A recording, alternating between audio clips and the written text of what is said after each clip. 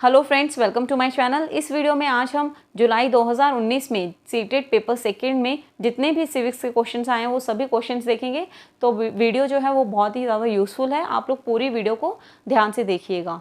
तो चलिए हम अपनी वीडियो स्टार्ट करते हैं। क्वेश्चन नंबर 1 है, which of the following compose the main demand of the suffragettes. नारी मताधिकार आंदोलनकारियों की निम्नलिखित में से कौन सी मुख्य मांग है? First, adult franchise for working class, श्रम वर्ग के लिए वयस्क मताधिकार। Second, right to vote for women, महिलाओं के लिए मताधिकार। Third, right to bureaucratic roles for women, महिलाओं के लिए नौकरशाही भूमिका का अधिकार। Adult franchises for property women, धनी महिलाओं के लिए वयस्क मताधिकार। तो इसमें ऑप्शन जो सेकंड है वो करेक्ट है, right to vote for women, महिलाओं के लिए मताधिकार। नारी मताधिकार आंदोलनकारियों के लिए मुख्य मांग महिलाओं के लिए मताधिकार है। न्यूजीलैंड विश्व का एक ऐसा पहला देश है जिसने 1893 में महिलाओं को मताधिकार प्रदान किया था। भारत में महिलाओं को वोटिंग का अधिकार 1926 में प्रदान किया गया है। नेक्स्ट क्वेश्चन है question number second, which of the following statements challenges gender stereotypes. निम्नलिखित कथनों में से कौन सा लिंग जेंडर रूढ़िबद्ध धारणा को चुनौती देता है? फर्स्ट, विमेन आर नर्सरिंग, महिलाएं पालन पोषण करने वाली होती हैं। Second, women are very emotional, महिलाएं बहुत भावुक होती हैं। Third, women are fashion conscious, महिलाएं फैशन परस्त होती हैं।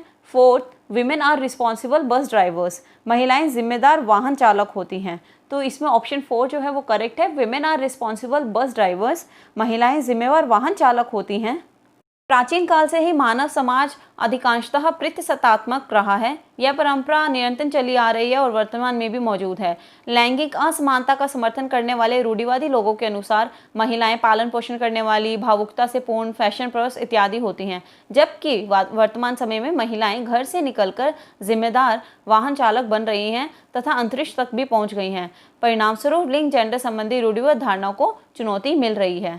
नेक्स्ट क्वेश्चन है, which of the following was not a feature of Athenian democracy. Athenian लोकतंत्र की निम्नलिखित में से कौन सी एक विशेषता नहीं थी? First, appointment for many positions were made through lottery, कई पदों पर नियुक्तियां लॉटरी के माध्यम से की जाती थी। Second, all the free man and women above 30 years of age were recognized as full citizens, 30 वर्ष से अधिक आयु के उन सभी पुरुषों और महिलाओं को पूर्ण नागरिकता प्राप्त थी जो दास नहीं थे। Third, all citizens were expected to serve in army and navy, सभी नागरिकों को सेना व नौसेना में अपनी सेवाएं देनी होती थी। Fourth, all the citizens attended assemblies that were held for deciding upon matters, मामलों के निर्णयों के लिए आयोजित की गई सभाओं में सभी नागरिक उपस्थित होते थे। तो इसमें ऑप्शन सेकंड जो है वो करेक्ट है, all the free man and women above 30 years of age were recognized as full citizens, 30 वर्ष से अधिक आयु के उन सभी पुरुषों और महिलाओं को पूर्ण नागरिकता प्राप्त थी जो दास नहीं थे।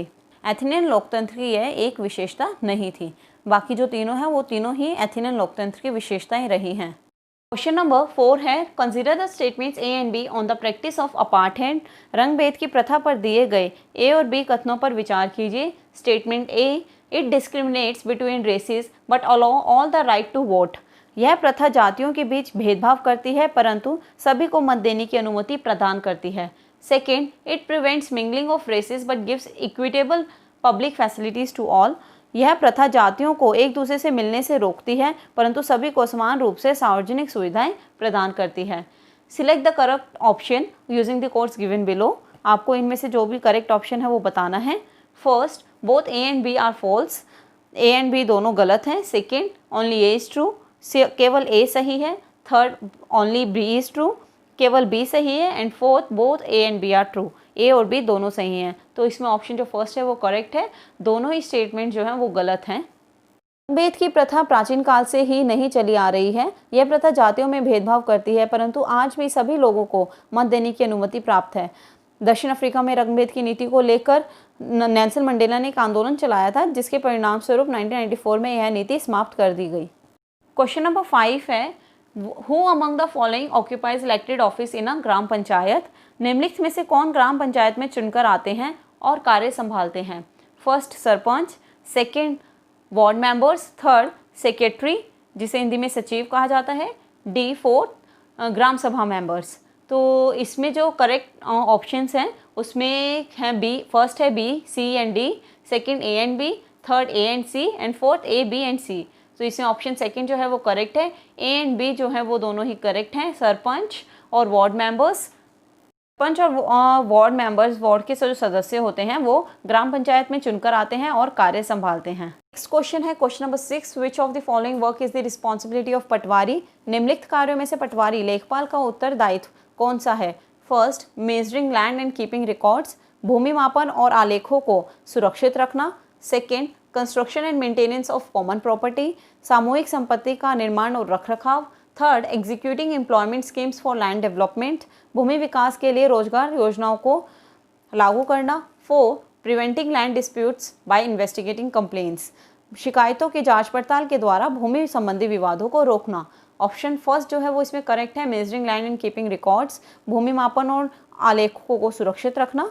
पटवारी राजस्व विभाग का कर्मचारी होता है। इसका मुख्य कार्य भूमि मापन और आलेखों को सुरक्षित रखना है। पटवारी प्रणाली की शुरुआत सबसे पहले शेरशाह ने की थी और बाद में अकबर ने भी इसे जारी रखा। नेक्स्ट क्वेश्चन, क्वेश्चन नंबर 7 है, which of the following statements on the functioning of a local urban administration is correct. निम्नलिखित कथनों में से कौन सा कथन स्थानीय शहरी प्रशासन के कार्य के संदर्भ में सही है। First, ward councillors are headed by the sarpanch, ward परिषदों का सरपंच मुखिया होता है। Second, commissioner of a municipal corporation makes and decides the budget for the year, नगर निगम का आयुक्त वर्ष का बजट बनाता है और निर्णय लेता है। Third, commissioner is elected by ward councillors are report to him और हर, वार्ड के पार्षदों द्वारा आयुक्त चुना जाता है और सभी उसे रिपोर्ट करते हैं। Four, ward councillors for committees to resolve issues of governance, शासन के मामलों के हल के लिए वार्ड परिषदों की समितियां बनती हैं। इसमें ऑप्शन 4 जो है वो करेक्ट है, ward councillors for committees to resolve issues of governance, शासन के मामलों के हल के लिए वार्ड परिषदों की समितियां बनती हैं। 74 संविधान संशोधन अधिनियम के द्वारा संविधान में भाग 9 में पार्ट ए को जोड़ा गया, जिसका नाम नगर पालिका रखा गया, जो स्थानीय शहरी शासन को चलाती है। प्रत्येक नगर पालिका को वार्डों में विभाजित किया जाता है और इनका चुनाव प्रत्यक्ष मतदान द्वारा होता है।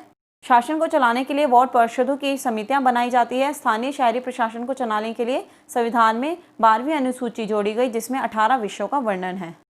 क्वेश्चन नंबर 8 है, match of the following, list 1 has different types of rural employment. सूची ए में विभिन्न प्रकार के ग्रामीण रोजगार हैं। List second has different kinds of loans taken. सूची बी में विभिन्न प्रकार के ऋण हैं।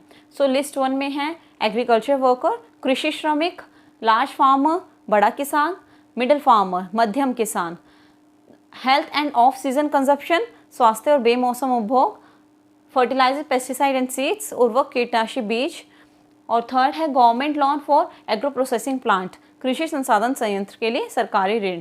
तो इसमें जो करेक्ट ऑप्शन है वो है फोर्थ, एग्रीकल्चर वर्कर का जो है वो है health end off season consumption, कृषि श्रमिक उसका जो सही मैच है वो है स्वास्थ्य और बेमौसम उपभोग।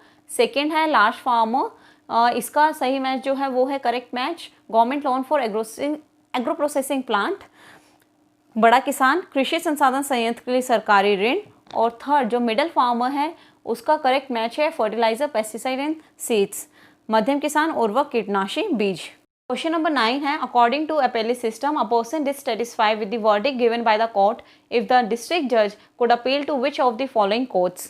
कोई व्यक्ति जिला जज के न्यायालय द्वारा दिए गए फैसले से असंतुष्ट हुआ है तो अपील प्रणाली के अनुसार वह निम्नलिखित न्यायालयों में से किसमें अपील कर सकता है।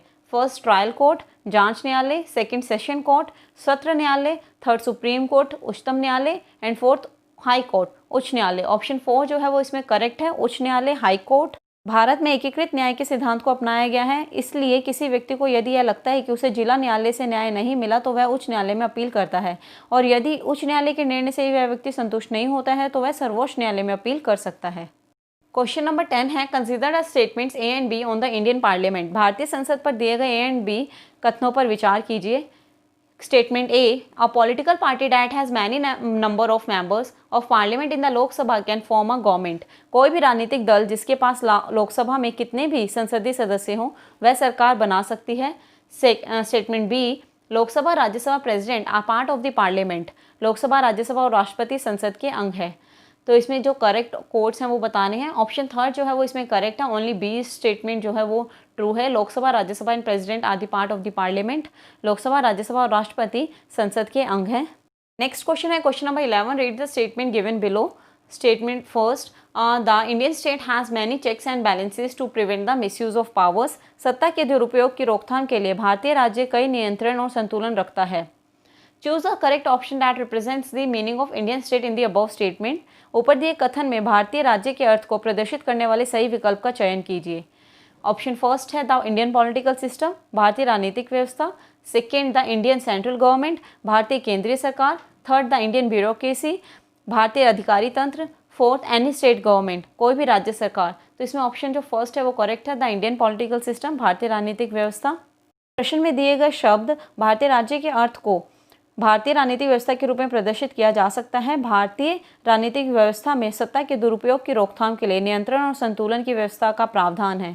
इस कृत्य के लिए दंडात्मक अवधारणा भी बनाई गई है। इसी के अंतर्गत भारतीय राजनीतिक व्यवस्था में विभिन्न स्तरों पर न्यायालयों की स्थापना व उसकी कई इकाइयां भी गठित हैं, जो इस नियंत्रण और संतुलन को बनाए रखता है। यह हमारी आज का लास्ट क्वेश्चन था इस वीडियो का। अगर आप लोगों को पूरी वीडियो में कहीं भी किसी भी क्वेश्चन में या कोई और भी कोई डाउट है तो आप कमेंट सेक्शन में नीचे पूछ सकते हैं। वीडियो को देखने के लिए thank you so much and all the best for your paper.